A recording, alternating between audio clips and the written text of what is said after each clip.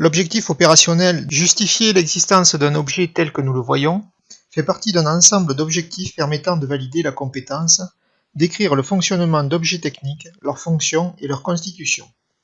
Du thème matériaux et objets techniques. Les connaissances nécessaires à la bonne maîtrise de cet objectif opérationnel sont le besoin, la fonction d'usage et la fonction d'estime. Les niveaux de maîtrise que vous aurez obtenus pour chacun de ces objectifs opérationnels lors des différentes évaluations permettront au professeur de déterminer votre niveau de maîtrise global pour la compétence visée.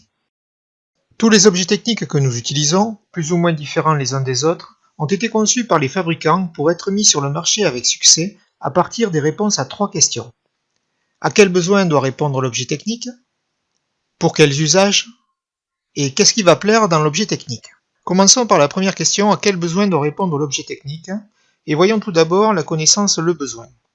Il s'agit d'une exigence de l'humain, née d'un sentiment de manque ou de privation. Qu'ils soient vitaux ou non, nous avons tous des besoins à satisfaire. Besoin de manger, besoin de communiquer, de se déplacer, se loger, s'instruire, se divertir, etc. Pour satisfaire une grande partie de ces besoins, nous concevons des objets techniques. Le besoin s'exprime avec un verbe à l'infinitif.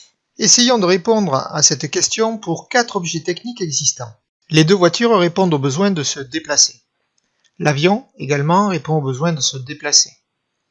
La montre, elle, répond au besoin de se situer dans le temps. Voyons maintenant la deuxième question, pour quels usages? Ce qui correspond à définir la fonction d'usage des objets.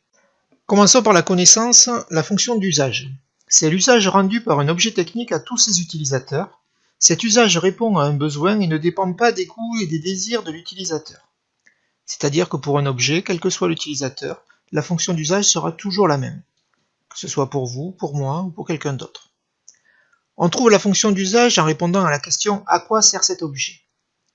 Elle s'exprime par une phrase qui peut préciser pourquoi faire, pour qui et où. Certains objets ont plusieurs fonctions d'usage, comme par exemple le couteau suisse.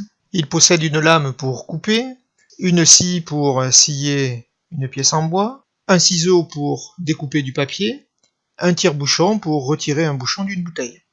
Également le téléphone portable, qui permet de communiquer à distance entre 2 personnes, mais également de prendre des photos, de se divertir avec des jeux vidéo, etc.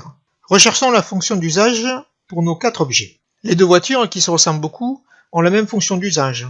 Elles permettent de déplacer sur route jusqu'à 4 personnes sur plusieurs centaines de kilomètres.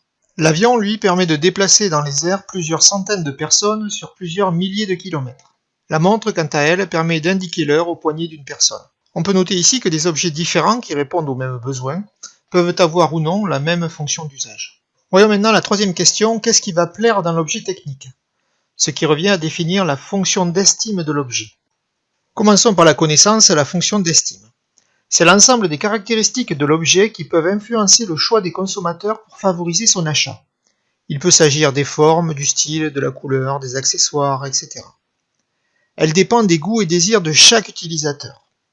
On trouve la fonction d'estime en répondant à la question « Qu'est-ce qui plaît dans cet objet ?» Recherchons la fonction d'estime pour nos 4 objets. Qu'est-ce qui pourrait plaire dans cette Zoé? La couleur, par exemple, bleu, le style, la forme des phares, la calandre, la motorisation électrique, la marque avec le losange, le gabarit puisque c'est une voiture citadine. Qu'est-ce qui pourrait plaire dans la Mini Cooper?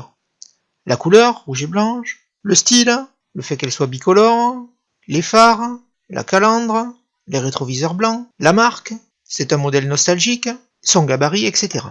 Qu'est-ce qui pourrait plaire dans cet avion? La sécurité, la marque, le confort, etc. Qu'est-ce qui pourrait plaire dans cette montre? La marque également, le fait que ce soit une montre à aiguille, le style, avec un boîtier en argent, des bracelets rayés en tissu, un cadran sans chiffres, les accessoires, des bracelets de couleur interchangeables, etc.